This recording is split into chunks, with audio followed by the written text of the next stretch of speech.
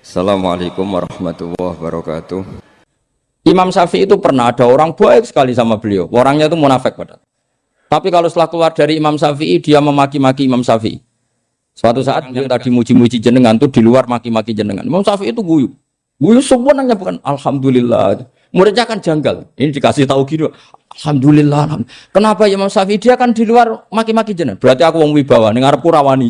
Ya jadi dianggap enteng saja melihat. Berarti aku wong wibawa ning ngarepku ora wani. Ya sudah. Terus ketika ditanya, tapi itu kan bahaya bagi Anda karena memfitnah Anda gini-gini. Kata beliau, zaka Allah. Yang kritiknya bahaya itu hanya Allah Ta'ala. Yang lainnya enggak bahaya. Karena ini makhluk dhaif, enggak penting. Loh, kamu sampai tersiksa dikritik orang karena kamu nganggap makhluk itu penting. Ini gobloknya sampean. Goblok segoblok-gobloknya. Coba kalau kamu mensatukan makhluk tetap makhluk, kritiknya enggak penting. Selesai kan? Selesai enggak? Ini problem Anda tidak wali itu, kalau dikritik ya susah. Makanya tidak wali itu problem menurut saya. Makanya saya nggak ingin nggak jadi wali itu kan. Karena hanya wali yang hidupnya itu la khaufun alaihim walahum. Ya. Orang dulu tuh semudah itu hidup. Gampang sekali. Dulu ceritanya di antara ceritanya manakibnya saya Ja'far Shadiq itu, kalau ada orang memaki-maki dia itu dikirimi hadiah. Kenapa ya? Karena kebaikan kamu telah kamu berikan kepada saya, ini hadiahnya. Sampai malu yang kritik itu. Kan kalau orang rasani itu kan kebaikannya dikasihkan sama yang dirasani. Lah kamu kan ngajinya seperti itu, tapi dirasani kok susah. Harusnya kan kasih aja, ditransferi saja. Alhamdulillah. Ya karena kita salah menamain tadi. Sing rasani pembenci. Pembenci itu bahaya. Sehingga kamu mereaksi secara serius. Coba kalau kamu pakai hukumnya Allah dan Rasul. Pembenci itu pemberi kebaikan. Istri marah adalah pemberi kebaikan. Ada yang berani mulai meraktekannya. Latih begitu terus. Insya Allah nanti hidup kamu barokah. Itu disebut wa'allama adamal asma. Dan itu yang diajarkan Rasulullah. Rasulullah itu kalau ngajarkan hidup itu gampang sekali. Allahumma ja'alil hayata ziyadatan li fi kulli khairin wal mauta rohatan li min kulli syarrin. Jadi kalau kita hidup, anggap saja peluang untuk nambah kebaikan. Kalau kita mati, anggap saja akhir dari semua potensi kejahatan kita. Anda sekarang mungkin tidak zina, tapi potensi zina. Anda sekarang tidak korupsi, potensi korupsi.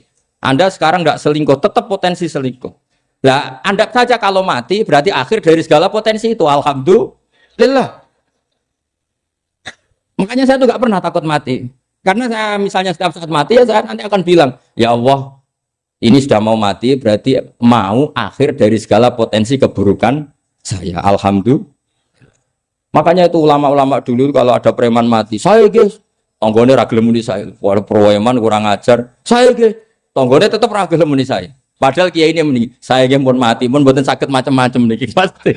Karena dia dengan mati berarti rohatan mingkuli syarrin, keburukannya tidak terulang lah. Lah keburukan nggak terulang lagi itu saya apa buruk? Saya. Makanya kiainya minta saya ge niki tonggone cek menengai. Saya ge menengai. Makanya suatu saat kalau ada gitu kamu harus bilang apa? Saya pun boten jahat malih pun mati. Jadi kayak apa coba? Coba sekali-kali statuskan kalau al hayat adalah ziyadatan lana fi kulli khairin. Al maut adalah rohatan lana min kulli. Sehingga kita hidup ya happy, mati juga happy, gak masalah. Terus kalau misalnya mendingin, tapi anak bojoku piye? Memang selama hidup anak bojomu bahagia. Ketoknya ya tambah musibah ya cok. Malah sombong lagi kamu, seakan-akan kamu Tuhan yang bisa mensejahterakan manusia. Wong isih urip buat bojomu, wis donga muga-muga nang mati malah. Nah gak jelas termasuk dosane jenengan sedanten wis senengane cerita Nabi Adam. Nabi Adam mbok critakno dosane, mulane do kualat. Wong nyeritakno bapake kok nyeritakno napa? Dosane. Mulane kata kiai kualat, wong bapake kok diler-ler napa? Dosane. Mulane nak cerita Nabi Adam niki kedah sempurna. Terus niki kula cicil juz tunggal napa wa 'allama Adamal napa? Asma. Pertama kali hubungannya Nabi Adam kalian Allah Subhanahu wa taala ini hubungan mengajarkan nama sesuatu. Jadi sampean jangan pakai teori modern bahwa apa artinya sebuah nama. Nama itu penting sekali. Sekali penamaan itu salah, berarti Anda menstatuskan secara salah, dan itu berakibat fatal. Jadi semua kesalahan manusia, mulai periode syirik, mensekutukan Allah itu karena kesalahan menyebut apa? Nama. Ini penting kolaboran. Jadi misalnya orang Arab itu ada batu tertentu yang dipahat disebut manat. Manat itu dari kosakata manan, pemberi.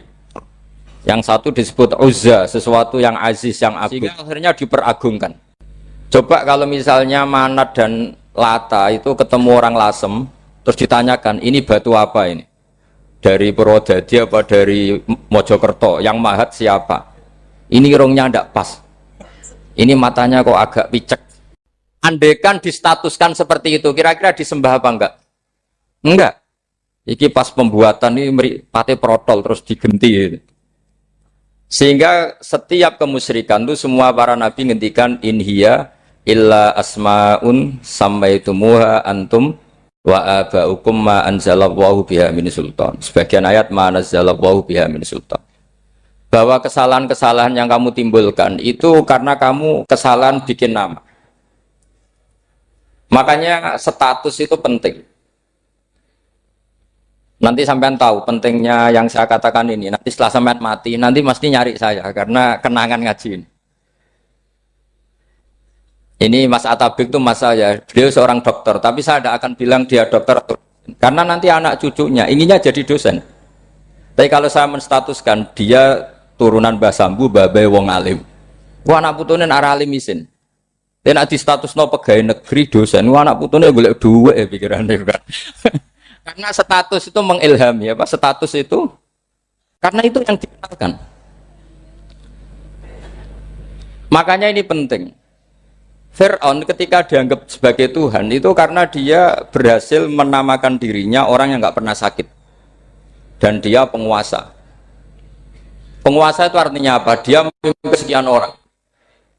Akhirnya dianggap Tuhan. Tapi ketika debat terbuka sama Nabi Musa. Pertama, mohon standar mohon gemike. Pertama kata Fir'aun, wama Rabbul Alamin. Lalu Tuhan kamu itu siapa? Kata Musa, yang menuhani langit dan bumi. Fir'aun masih bisa berargumentasi. Setahu saya di bumi Tuhan hanya saya. Soal kemungkinan Tuhan Anda di langit, terus Fir'aun nyuruh Haman, ya Haman ibnili sorhal ali abluhul asbab as-samawati fa'attali'a ila ilahi Musa. Tapi kalau itu dibuktikan, nanti Musa pasti kalah. Karena kalau Fir'aun naik ke langit, pasti gak melihat Tuhan. Wong yang Nabi saja gak melihat, apalagi Fir'aun. Pasti dia bilang gak ada. Tapi apa yang bisa mengalahkan Fir'aun adalah argumentasi status. Kata Musa, Rabbukum wa Rabbu abaikumul awalin. Yang nuhani nenek moyang kamu. Artinya kalau Fir'aun Tuhan itu berarti Tuhan balita. Karena mbah-mbahnya dulu tanpa Tuhan. Karena Tuhannya lahir terlambat. Akhirnya Fir'aun saat itu juga para pengikut Fir'aun langsung menjadi mukmin meskipun menyembunyikan imannya. Karena kalau Fir'aun Tuhan berarti mbah-mbahnya tidak punya Tuhan. Karena Tuhannya baru dilahirkan kemudian. Artinya gini, andaikan Fir'aun distatuskan al-maulud, orang yang dilahirkan. Maka tidak akan ada orang yang menuhankan Fir'aun.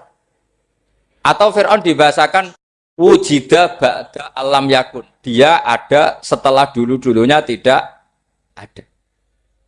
Apapun hebatnya Donald Trump, apapun hebatnya Cleopatra, apa Fir'aun, semuanya itu wujidu ba'da alam yakun. Mereka ada dari tidak ada. Yang seperti ini pasti tidak Tuhan.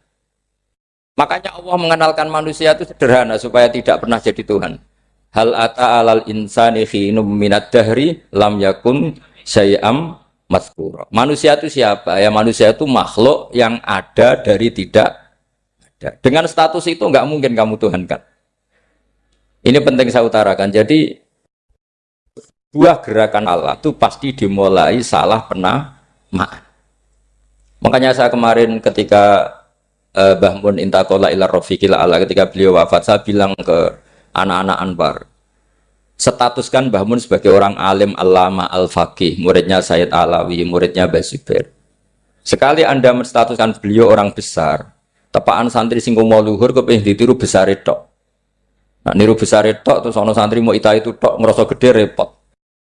Sama, makanya saya nggak pernah. Sebenarnya saya tahu, Mas Atabik ini Mas saya itu dosen saya tahu, tapi saya tidak pernah ngomong dosen. Kalau anak-anak era menjadi wong alim, menjadi dosen malah langsung berarti wong alim malah celokoman itu.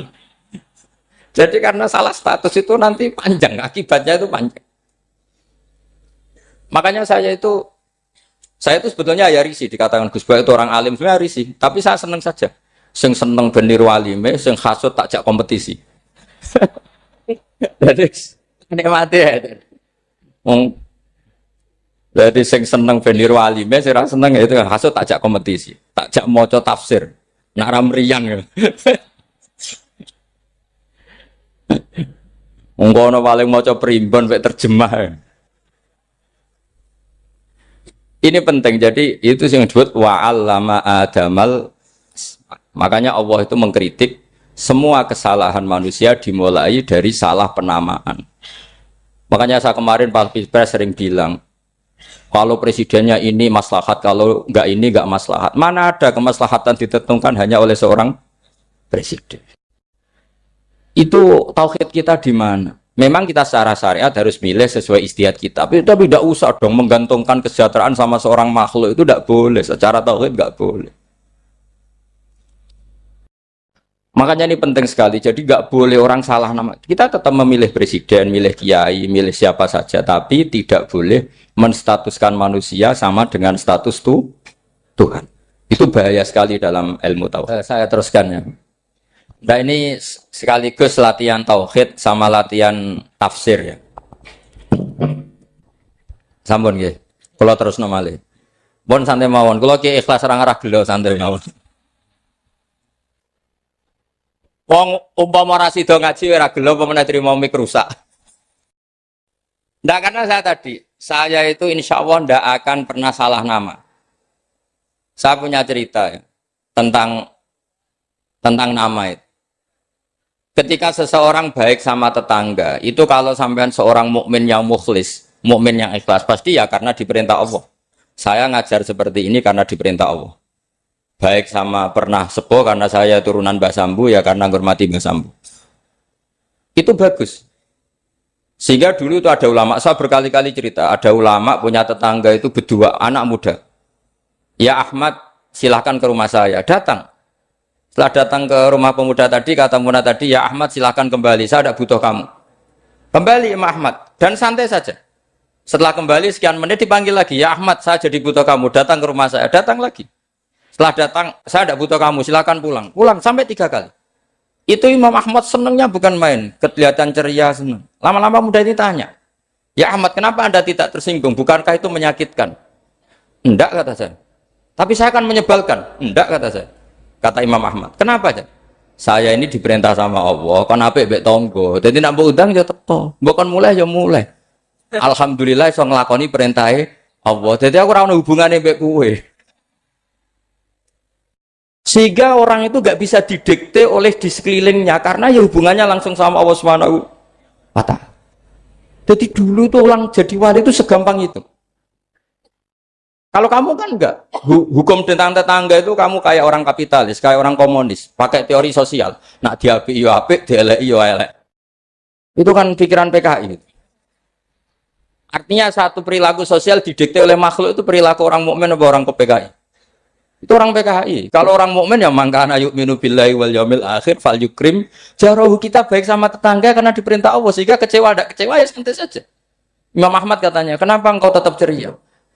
Aku ora urusan mbek kowe, urusanku mbek pangeran. Pangeran ngutus sampai mbek tonggo. Saya ulang lagi ya, dados tentang napa wa allama adamal asma. Jadi andaikan seorang manusia melakukan kebaikan karena dia makmur, amarahu wa, kita diperintahkan Allah baik sama tetangga. Ya biasanya tetap seperti itu. Kita diperintahkan Allah baik sama. Sehingga ketika ngalami kayak yang dialami Imam Ahmad, kita santai saja.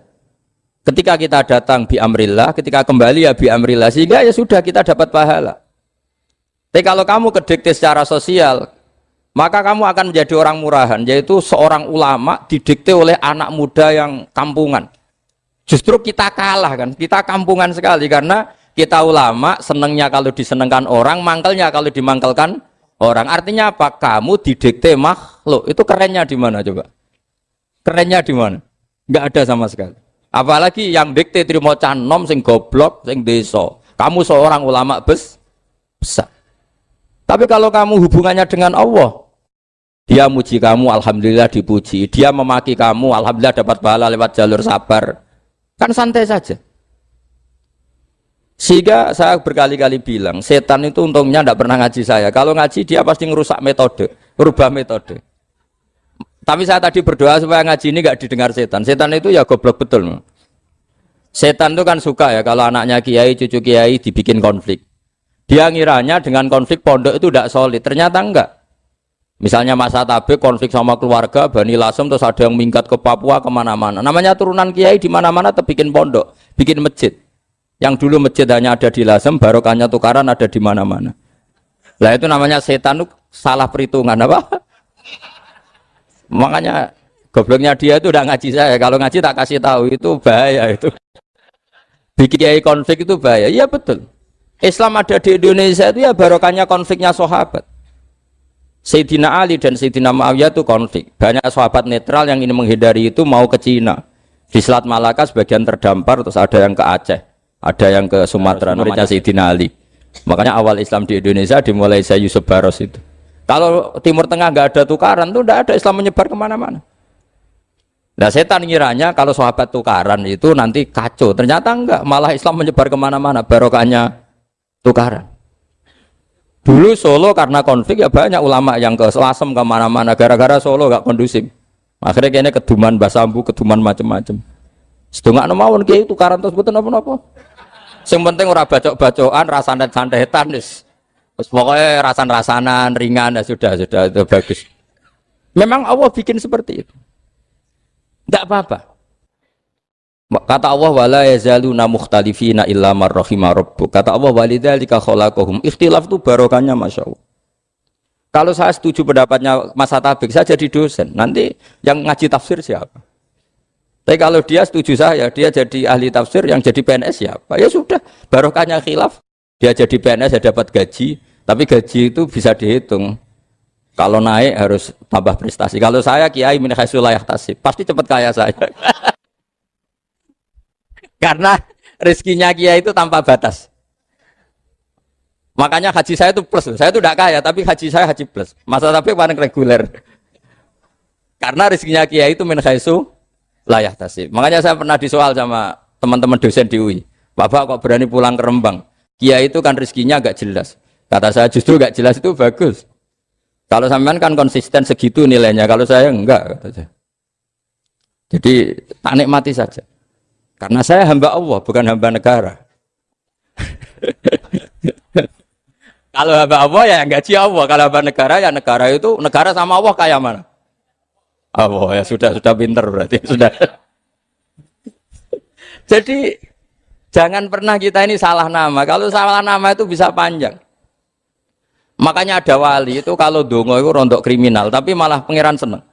Sampai dalam riwayat itu innahu yudhikuni al yauma salasa marat. Wali itu bisa menertawakan saya 3 kali. Itu kata Allah. Itu kalau dongo itu agak kriminal, tapi mesti mustajab. Tapi kalau kamu niru sudah ada mustajab, karena ini KW, copy paste. Itu kalau dia datang ke Raudhah itu bilang gini wali tadi, ya Allah, saya ingin jadi orang baik. Jika engkau turuti doa saya, maka surra habibuk, kekasihmu ini menjadi senang. Tapi jika saya jadi orang jelek, surra aduwuk, yang senang itu iblis. Sekarang milih mana jenengan? Menyenangkan kekasih kamu atau menyenangkan musuh kamu? Itu cuma riwayat. Terus kata Allah bilang ke Nabi Muhammad, karena wali kan ada alam roh. Wis kandhani wis mustajab, coba lain itu bae gue. Segampang itu wali punya hubungan. Saya ulang lagi ya, tapi jangan ditiru. Karena kamu tidak wali, nanti setelah wali niru gak apa-apa. Ya Allah, saya ini ingin jadi orang baik. Kalau saya jadi orang baik, maka surra habibuk, kekasihmu menjadi senang. Kalau saya jadi orang buruk, surra aduwuk, musuh kamu menjadi senang. Tinggal engkau lah sekarang sebagai Tuhan, senang menyenangkan kekasih kamu, menyenangkan musuh kamu. Ya tentu Allah pilihannya kan senang menyenangkan kekasihnya. Terus kata Allah, sudah sampai situ aja doanya, jangan panjang-panjang, baca-baca malah repot. Semudah itu mereka hubungan dengan Allah Subhanahu wa taala karena mereka tidak pernah salah nama. Kalau kita kan enggak.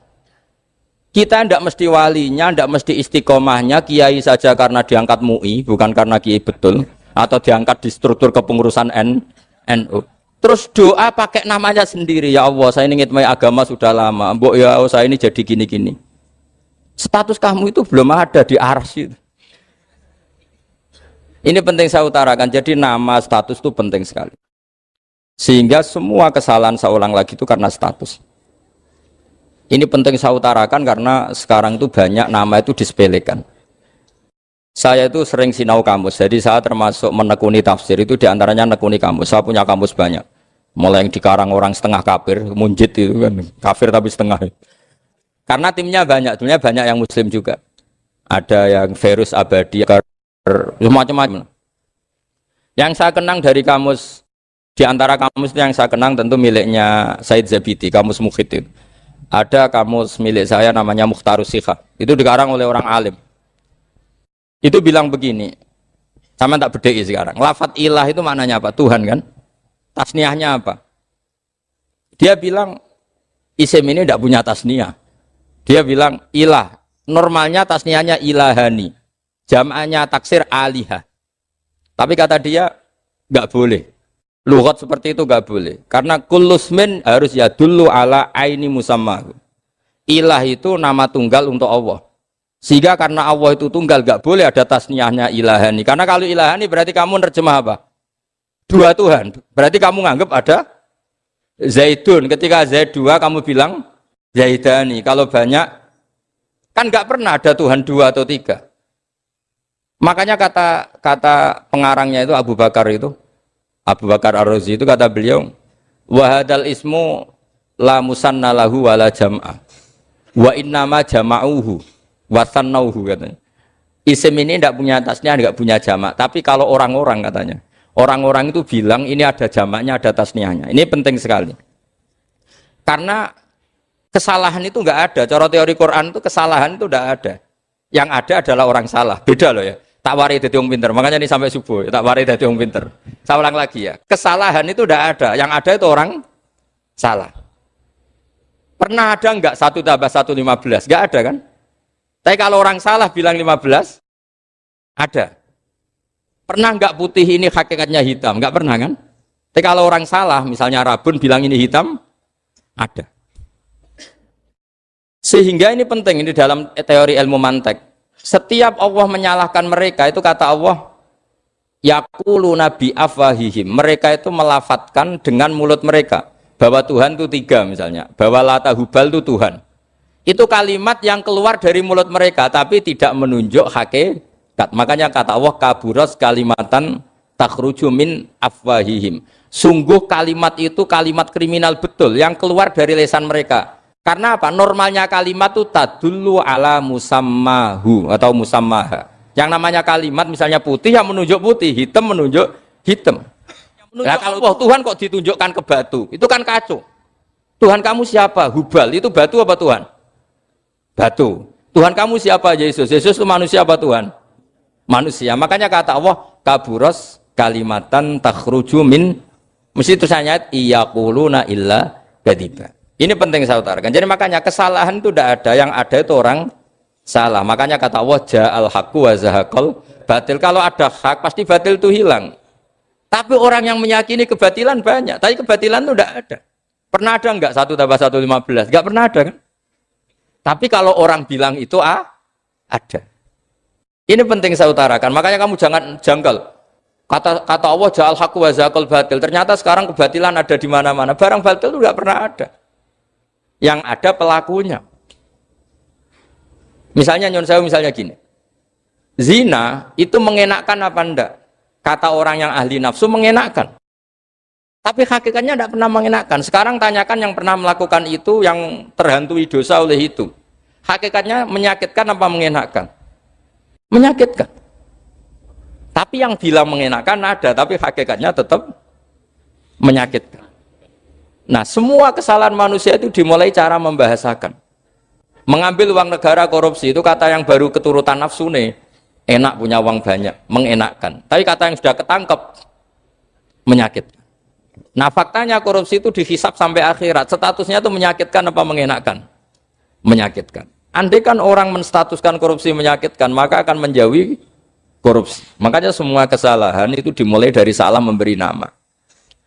Ini penting saya utarakan supaya kamu kalau menafsirkan Quran itu nanti terus benar.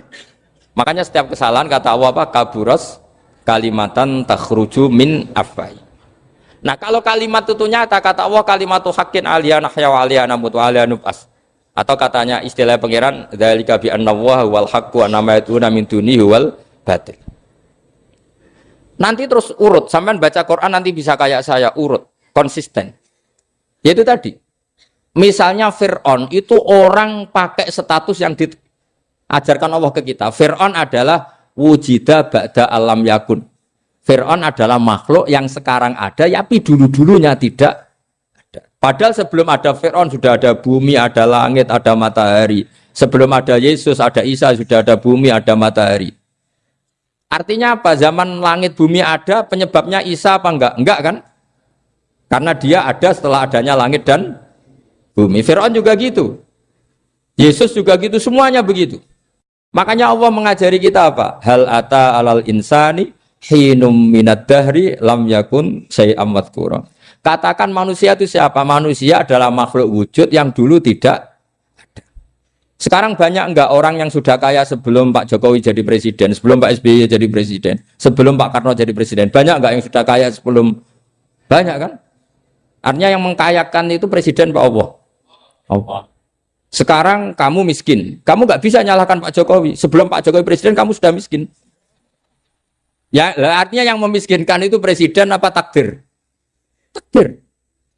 Makanya wa anna ila rabbikal muntaha wa annahu adhaka wa abka wa annahu amata wa ahya wa annahu khalaqaz zawjaini dzakara wal unsa. Jadi kita miskin ya karena kehendak Allah, kita kaya kan semuanya